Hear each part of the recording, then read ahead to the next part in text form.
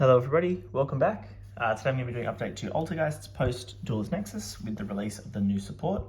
The new support's interesting. Obviously, everyone would say that the deck has kind of become more of a combo-y deck, which is certainly the case. I was a big fan of Altergeist's back when it was popular. It was probably my favorite deck at the time, a deck that I've seen quite a bit of success with as well. Competitively, but yeah, the new support is interesting. I took it to locals the other night and it was okay. I guess when you can combo off, it's fine. I mean, the deck was already a deck that if you went first, you should generally win. So then adding like this combo function to it is interesting. I feel like it makes you lose to a lot more. So I'm not necessarily sold on it just yet. As far as the new support goes, I really do like the Link 4. The mini you can see there, it's quite nice. As well as the Malwisp. I do like the Malwisp, but it's just odd having to combo rather than just summon Meliseek, make Link Rebo, pass with a bunch of back row. It feels like you have to kind of work a bit harder to get your trap cards. So I'll go through my list and my thought process with the deck currently. So I've got 3 Multi-Faker, of course, being kind of just the best card. It's funny because Multi-Faker, as far as when your combos are concerned, it only really combos nicely with Marionetta. It's an interesting one. So you kind of need to see any 2 Altergeist monsters, Meliseek. We've got 3 Pukari. So these are all your best ones. So any 2 of these, more or less, is awesome. To kind of put it even more simply, as long as you see like an Altergeist plus Pukari or Marionetta, so one of these are the ones that really get the combos going, allows you to kind of play the game. I'm then playing 2 of the new Malwisp. I was playing 1 the other night, but it just was in my opening hand the whole time, so that was just very frustrating. So I think I played 2, I only played 1 Silk. This was obviously the card you played 2 of back in the day, but Silk now is kind of just like an additional piece to the end board. It's not the kind of like primary disruption. You used to want to have 2 so you could always have 1 in deck, but it's really not as important anymore because we do have so much more monster-based interruptions with our extra deck now as well. So the 2 Silk is not as needed, but the Malwisp is now kind of doing that job. It's that card that you don't really want to see at all. So I'm playing it at 2. So they are the Altergeist names. Continuing Engine, Prosperity just allows you to dig for 1 of those pieces that you need. 1 for 1 is just more copies of Meliseek.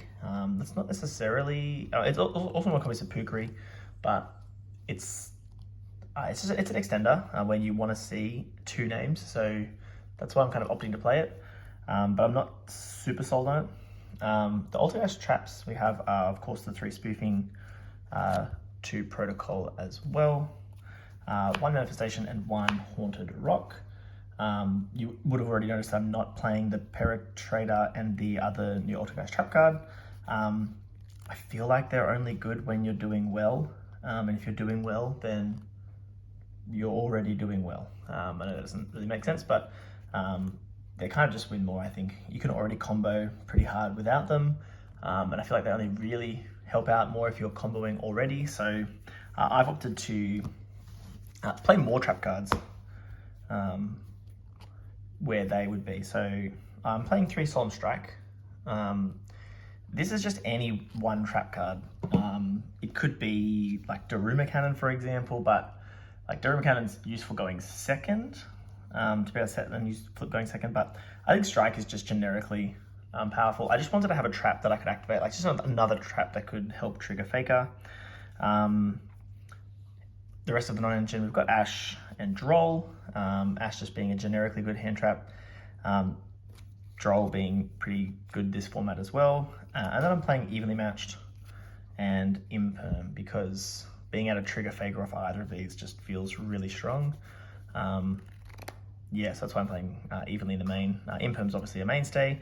You could side Evenly, but I'm just maining it because, again, more traps equals more food for Faker. So that's the main deck. I believe it's 41 cards. Going into the extra deck, not as necessarily sold on the extra deck. There's probably things you could do to make it better, but 2 mini out, this card is pretty crazy. Yeah, if you can summon it and you're in that position where you've got to that point, then yeah, it's really good. 1 memory Gant just to kind of help push for OTKs, but it's not really that important. 2 Prime Banshee, this card's really good. I know that in the past, Altergeist never really summoned Prime Banshee, but like its effects are both good. And being able to just recycle Faker, so you've got it in your hand for your opponent's turn, is really strong. 3 Hextia, because it's the best Link monster. It does all of the things that you need it to do. And then I put these with the Altergeist links because they're these are all essential for the engine, I suppose. So Anima, Linkuriboh, Almirage, just all great Link ones that you can access. And then the rest of the extra is just kind of, I got access code, Unicorn, Dark, and Herald. I'm not really sold on the Herald. I know we can definitely make it. I do kind of want to try out the other Altergeist Synchro, the one Altergeist Synchro Drag Virion. Wouldn't mind giving that a go because, like, in theory with Hextia, it's a number of spell trap negates, which is pretty cool. But otherwise, like, you're not summoning these really. It's just the top line that you're going for 99% of the time. The other night I was actually playing IP into Heat Soul, which came up once. It was not the optimal line looking back at it. It was really not the play to do, but I made it anyway. It ended up being okay because I did come back to win that game, but I really could have set myself up a lot better if I didn't do that. But it's interesting that you can make Heat Soul. I guess drawing into trap cards can be a good thing, but I've decided just to cut it. I mean, you could play it. I mean, I don't know how realistically you're like really going into these. The other cards you could certainly play is something like a Celine. I don't have a Celine anymore, so that's why I'm not playing it. The side deck, Nibiru. I was actually maining this the other day. It came up a lot. There was one time where it conflicted with Faker, which was frustrating, but that's Altergeist. But I think siding it just for those, because like you're not going to really open the Imperm Faker all the time, so having it just to side in when going second, that could be pretty good. I was also siding Dark Ruler. I mean, I never saw it, but in theory, I know where a control deck shouldn't really be siding this, but the theory being that we could still combo into something of a board and be able to clear quite a few things along the way. Kind of going with like Lightning Storm and Harpy's Feather Duster. So I know this looks like very much a combo heavy kind of side deck, but yeah, it kind of worked out. Judgment, because they're trap cards and they just negate the things that stop Altergeist, and I don't know, D-Barrier is just a pretty good card too, just as another kind of the floodgate going first. But yeah, that's the side deck. I won't show too many combos, but I might just do one combo that I do particularly. I think is pretty cool. Okay, so this is going to be just a quick example combo.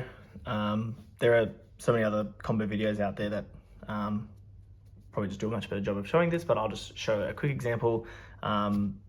This is with Marionetta, so pretty much Marionetta plus like any other Altergeist does this.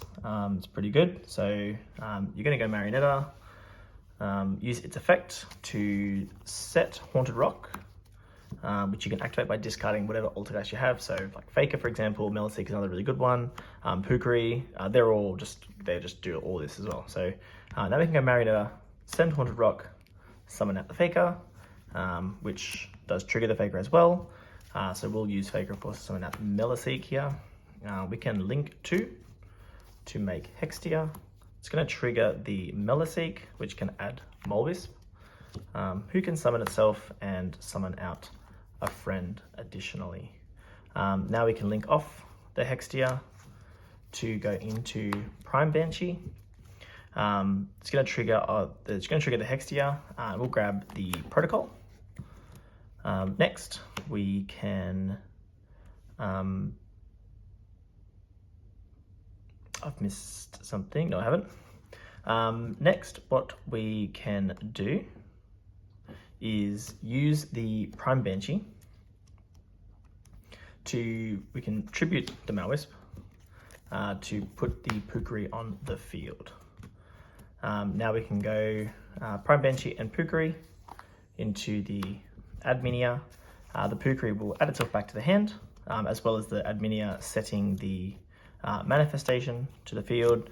That's our hand, sorry. And we can use the Pukari and the multi-faker with the Pukari in hand effect to summon a Hextia underneath. So this, like, we can kind of get this set up with kind of any combination of good Altergeist monsters. Adminia and Hextia, Manifestation Protocol. I did also forget to, trigger the Prime Banshee to add back the Faker. So you end with here. So we've got like we've got monster-based disruption, we've got our traps, we've got the Faker in hand. The Faker can obviously summon itself out and pull out the Silk from the deck as well. You probably do it here. So the Silk. We've got the Manifestation. Now you can choose what to do with this and the Protocol. Obviously these need to send things, this needs to send something as well. So Manifestation to bring back Meliseek is probably really good. Of course you can go Manifestation, bring back Malwisp, which would then bring back Meliseek, which just gives you an additional body to send. You can also Manifestation, bring back the Hextia, which is just another spell trap negate. But also you've got plays like, for example, like the way Manifestation works is that you can activate it, target your monster, and then like Adminia send it. The monster will still summon, and it just is a way of paying the cost for some of your effects. Because obviously your effects, some of them just need to send as cost. Same with like personal spoofing, shuffle back, those kinds of things, like we're done back in the day. Silk bounce Manifestation to hand is another great thing you can do to kind of get this back. So there's plenty of ways like dodge effects with Manifestation, or not dodge effects, but like be able to kind of use this as cost and get your body back. That's just an example, kind of 2-card combo. Yeah, so I do enjoy the deck. Like I really do enjoy the theme of Altergeists. Whether or not this is as good as it's going to get, I just feel like I'm not playing enough trap cards. It doesn't feel right. But otherwise, that was the deck. Hope you enjoyed it, and I will catch you in the next one.